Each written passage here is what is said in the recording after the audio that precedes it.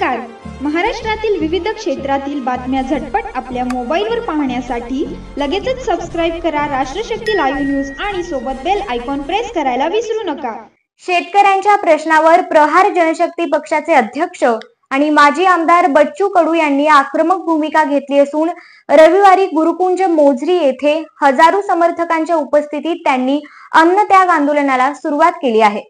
आमची अंत्ययात्रा निघाली तरी चालेल, पण आमच्या मागण्या मान्य झाल्याशिवाय आता आम्ही मागे हटणार नाही. जोपर्यंत मागण्या मान्य होणार नाही तोपर्यंत अन्नत्याग आंदोलन थांबणार नाही, असा निर्धार बच्चू कडू यांनी केला आहे. मोझरी येथील राष्ट्रसंत तुकडोजी महाराज समाधी स्थळाजवळ आंदोलनाला सुरुवात झाली. अमरावती मधील संत गाडगे बाबा मंदिरापासून ते मोझरीपर्यंत बाईक फेरी काढण्यात आली. या फेरीत शेकडो समर्थक सहभागी झाले होते.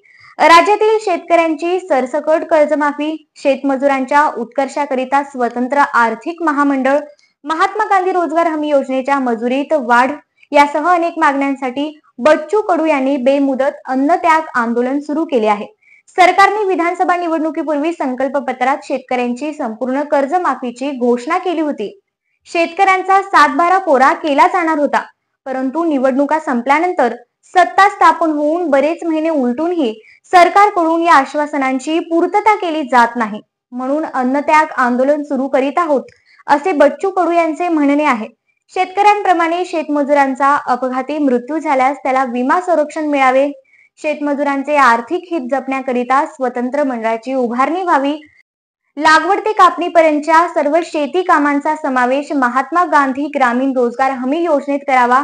हे शक्य नसल्यास तेलंगणाच्या धर्तीवर एकरी 10,000 रुपयांची मदत देण्यात यावी.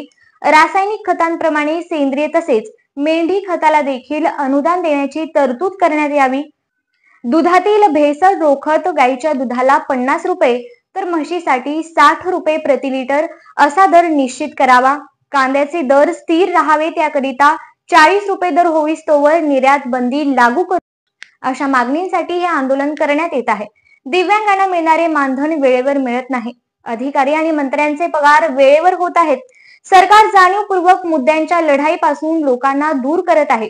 त्यामुळे आता जोपर्यंत मागण्या मंजूर होत नाही तोपर्यंत आम्ही तिथून हटणार नाही.